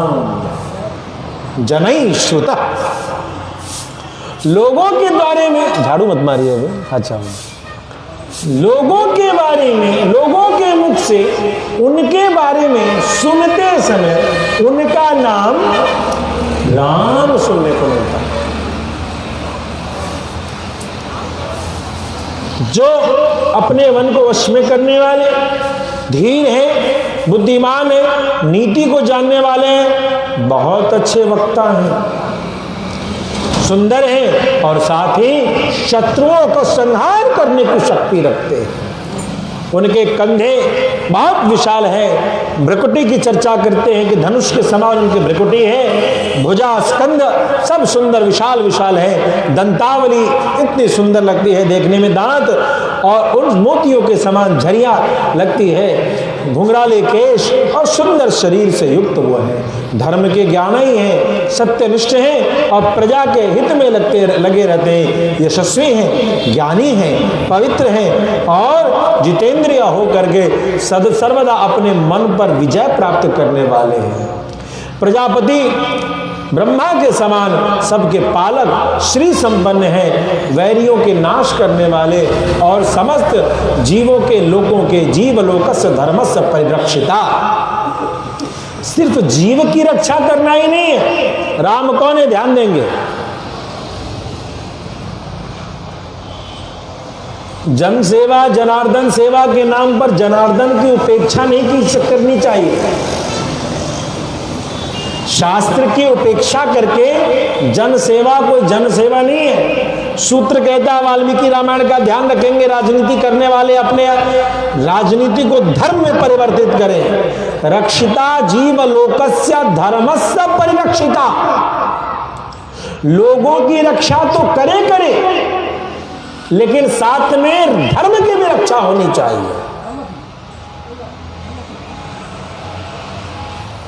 हम आप यहां सब लोग बैठे हुए जानते हैं कि यदि एक रंगशाला को ले आया जाए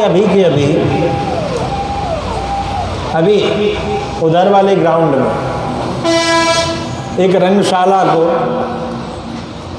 आधे घंटे के लिए, तो अभी पता चलेगा कि 1000 लोग आ जाएंगे। तो भीड़ कैसे बुलाई जाती है हमें आपको सबको पता है, नहीं पता है भीड़ ऐसे आती है। लेकिन उस भीड़ को लाने के लिए, उस श्रृंगार को बेचने वालियों को लाने के लिए ला करके और कहना कि हमने पूरे गांव का मन रख लिया साहब, क्या यही जो गांव समाज में आगे हैं उनके लिए यही श्रेष्ठ है? तो नहीं, जीवलोकस्य धर्मस्य, लोगों की चिंता तो करो लेकिन धर्म के अनुसार करो।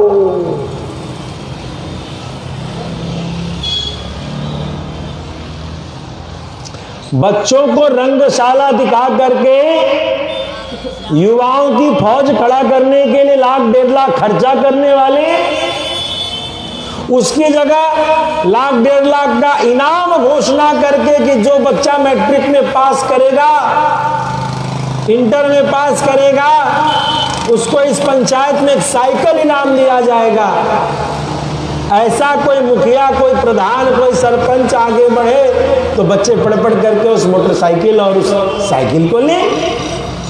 तो रंगशाला के लिए धन व्यय किया जाए कि पाठशाला के लिए धन व्यय किया जाए कि व्यायामशाला के लिए धन व्यय किया जाए, इतने चिंतन करने मात्र से ही प्रजा रंजन के साथ साथ धर्म की भी चिंता का प्रयोग हो जाता है। तो वही राजनीति, वही समाज सेवा राष्ट्र धर्म कहलाता है।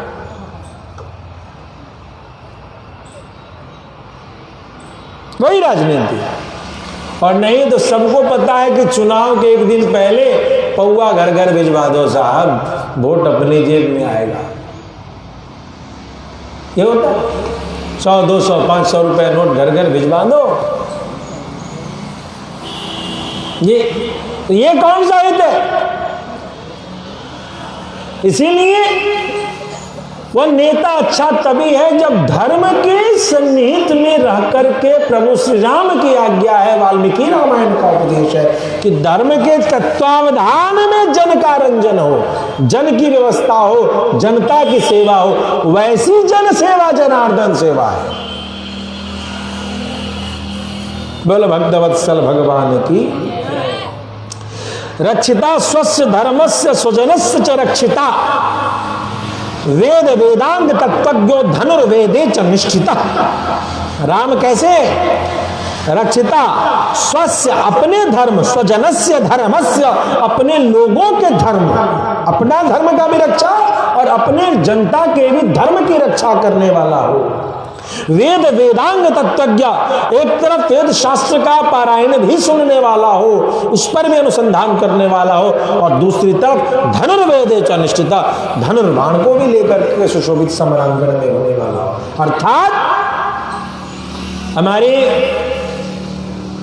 महंत श्री योगीनाथ जी बार बार ये बात कहते हैं कि हमारे यहाँ का शास्त्र और शस्त्र दोनों में प्रवीण होंगे तभी सनातन धर्म की बात कर सकोगे। और श्रीमद् वाल्मीकि रामायण भी कहती है, अरे जो तुमसे प्रेम करे, जो राम से प्रेम करे, उनके लिए पलकें बिछा दो। प्रेम इतना हो कि पलकें बिछा दो। किसी शायर ने कहा, किसी कवि ने कहा, इन राहों से फूलों फूलों के गलीचों को हटा दो, क्योंकि आज आना है मेरे परम प्रियतम को, इन राहों में मेरी पलकें ही पलकें बिछा दो।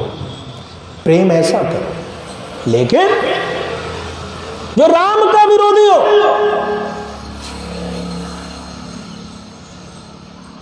घोरी का वध हमारे पृथ्वीराज चौहान साहब ने, चंद्रवरदाई ने, दोनों ने मिलकर के, आप सबने में पढ़ा होगा, 4 वास 24 गज अंगुलष्ट प्रमाण, ताऊ पर सुल्तान है मच्चू को चौहान। अपने यहां तो उसको अभय दान दे करके लौटा देते थे, लेकिन उसके घर में जब गए, जब चौहान साहब को बंधक बना लिया गया, चंद्रवरदाई कूटनीति के बल पर प्रवेश कर जाते हैं घोरी के साथ। और चौहान साहब से घोरी पूछता है, बताओ अंतिम इच्छा क्या है? कयामत में मुझसे पूछा जाएगा कि मारने से पहले अंतिम इच्छा नहीं पूछी तुमने, तुम बताओ, मुझे कयामत का खौफ है और तुमने जो गलती की वो मैं नहीं करूंगा, तुम्हें मारूंगा जरूर। 18 बार हारा हुआ वह घोरी आज एक बार विजय को पचा नहीं पाया। चौहान साहब ने बोला, मैं क्षत्रिय हूं, अपने धनुष बाण के साथ मरूंगा। धनुर्वेदे च निष्ठिता,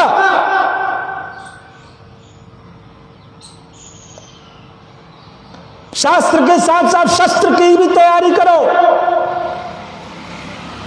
मैं अपने धनुष बाण के साथ मरूं और जाते समय जाते जाते अपने मित्र का कोई कविता सुन लो, तुम मुझे मार दो। मित्र को इशारा मिल गया, मित्र घोड़ी के सामने खड़े होकर के बोलते हैं, 4 बांस 24 गज अंगुलष्ट प्रमाण, ताऊ पर सुल्तान है मच्चू को चौहान।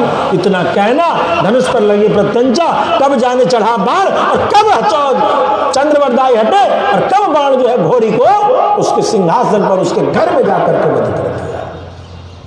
अर्थात हम सभी सनातन धर्मावलंबियों को यह जानना पड़ेगा कि सिर्फ कीर्तन की झाल करताल बजाने मात्र से ही सनातन धर्म की रक्षा नहीं हो सकती। शास्त्र और शस्त्र दोनों में परांगत होना पड़ेगा। यह राम की आज्ञा, यही राम का चरित्र है, यही राम का आदर्श है।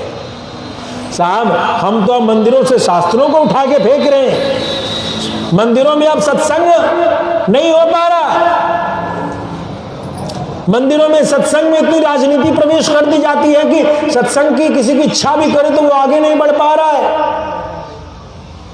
मंदिरों को शास्त्र और शस्त्र की प्रवीणता के लिए, उसके अनुसंधान के लिए जगह बननी चाहिए। पहले अखाड़े हुआ करते थे हनुमान जी के मंदिर में, लड़के जाते थे, उसमें वर्जिश करते थे, मल्ल चलाते थे और मजबूत हुआ करते थे।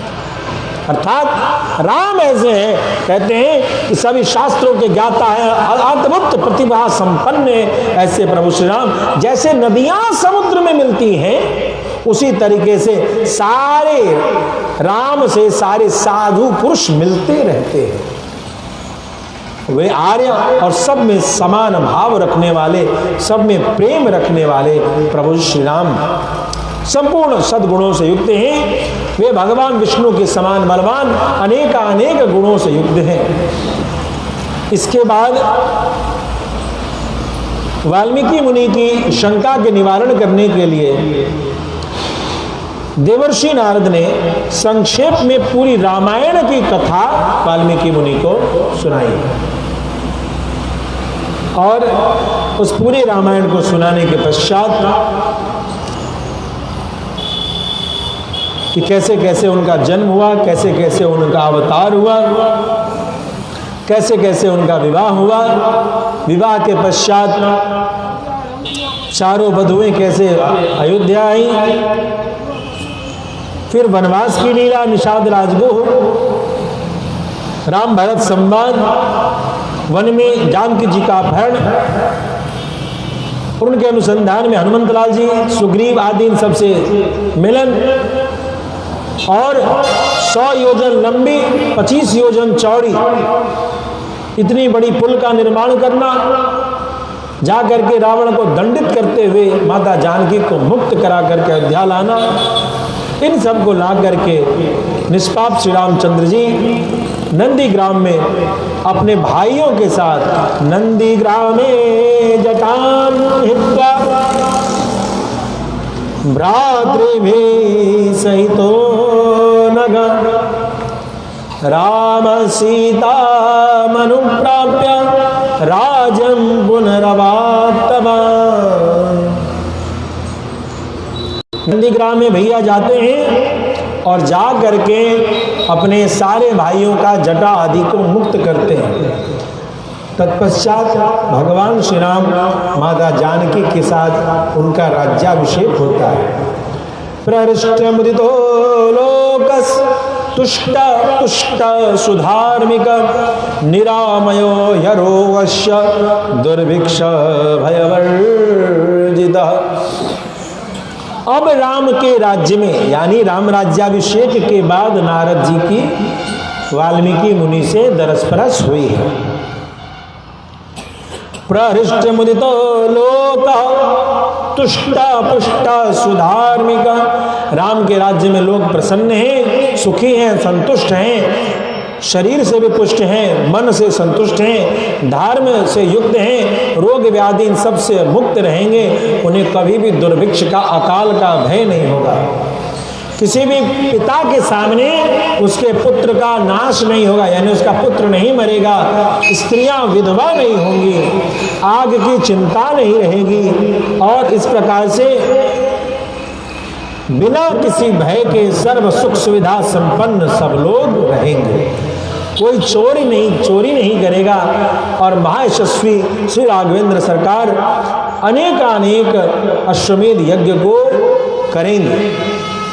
ऐसी चर्चा को करते हुए कहते हैं कि 10 वर्ष सहस्राणी 11,000 वर्षों तक राज्य करने के पश्चात भगवान श्री राम अपने परम धाम को जाएंगे। भगवान श्री राम कितने वर्ष तक राज्य किए? 11,000 वर्ष। 11,000 वर्ष तक राम राज्य रहा है।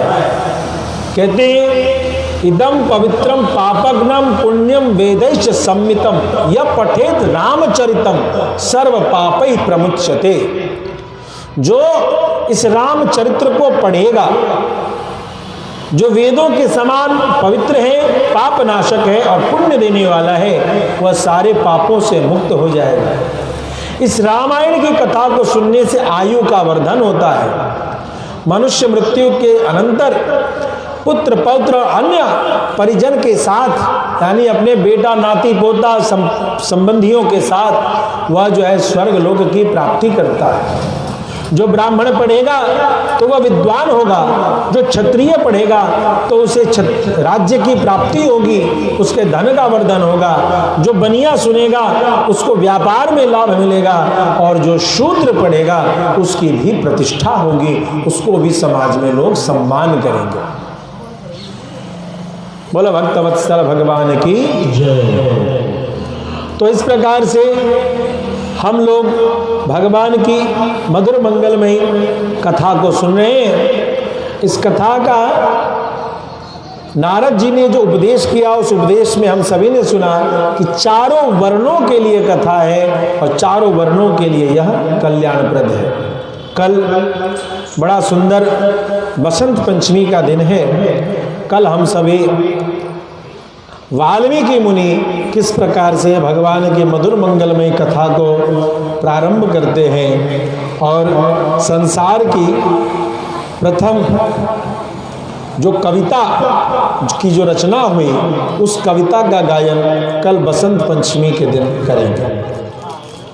और आप जो मंच पर देख रहे हैं, ये भगवती सरस्वती की प्रतिमा है। कल बसंत पंचमी है तो कल माता रानी का अभिषेक आदि भी करेंगे। तो जो लोग भी आना चाहें पूजन में 11 बजे भगवती का अभिषेक का दर्शन करें। विशेष रूप से कल बसंत पंचमी है और ये ज्ञान सरस्वती हैं। ज्ञान सरस्वती जो वेद व्यास जी ने 2 सरस्वती की प्रतिष्ठा की थी। एक सरस्वती मैया जो अब पाकिस्तान में चले गए, और एक सरस्वती मैया जो आंध्र प्रदेश में तेलंगाना में गोदावरी नदी के किनारे बासरा है, वहाँ ज्ञान सरस्वती रूप से वेद व्यास जी के द्वारा प्रतिष्ठित महाकाली, महालक्ष्मी, महासरस्वती उस वहाँ जो ज्ञान सरस्वती रूप में है, वहीं से गर्भगृह से पुजारी जी के द्वारा यह सरस्वती मैया प्राप्त हुई है। बड़ा सिद्ध मंदिर है। तो जो भी बच्चे हैं, कल बसंत पंचमी को आप सभी बच्चे 11 बजे 10:30 से 11 बजे के बीच में यहाँ 10:30 में पहुँच जाइए कि 11 बजे माता रानी का बढ़िया से अभिषेक होगा। उस अभिषेक का दर्शन कीजिए और ज्ञान सरस्वती मैया से सब लोग प्रार्थना कीजिए कि हम सभी लोगों के मन मंदिर में ज्ञान हो, वर्धन हो। तो सारे दूसरे बच्चों को भी कह देना 10:30 से 11 के बीच में पूजन होगा, जिसमें भगवती ज्ञान सरस्वती का कल बसंत पंचमी के दिन में हम सभी अभिषेक विशेष रूप से करेंगे और उसका दर्शन करेंगे। सभी बच्चे जरूर आइए, ठीक है। जय।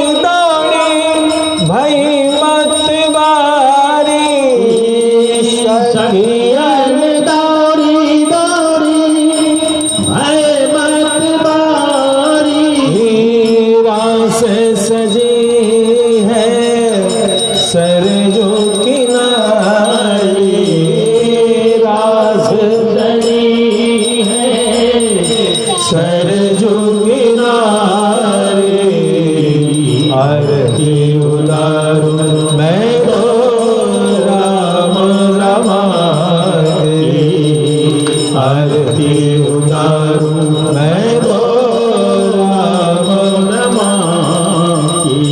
बनी रहे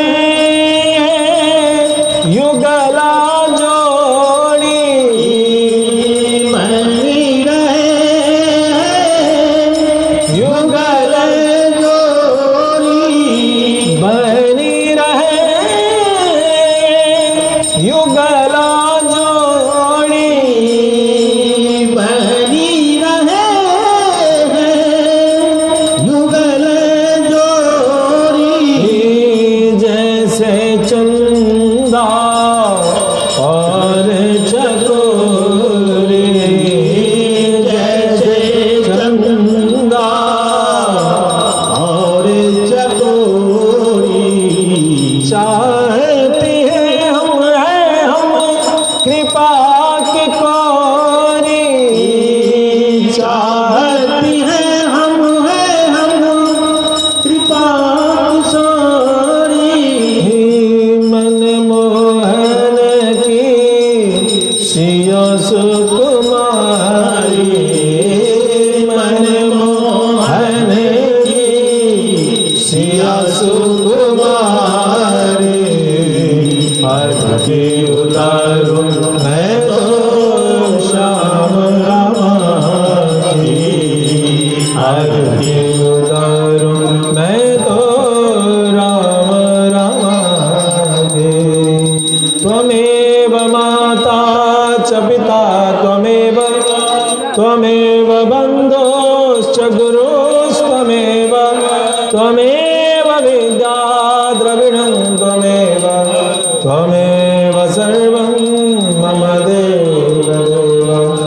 न धर्मनिष्ठोऽस्मि न चात्मवेदी, न भक्तिमास्त्वा चरणारविन्दे, अकिञ्चनो न जगति शरण्यं त्वत्पादमूल शरणं प्रपद्ये।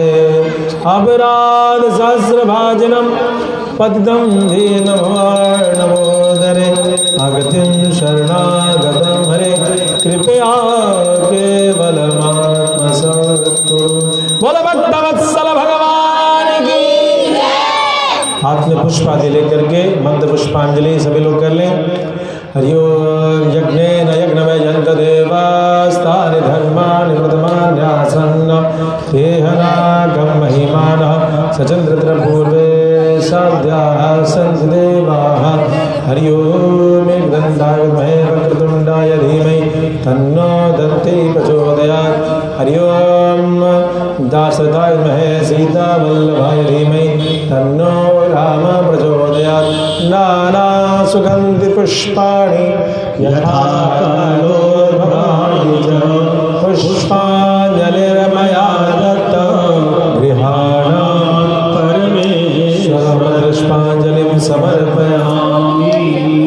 सभी लोग आरती ले लेंगे और प्रसाद भी जरूर लेके जाएं।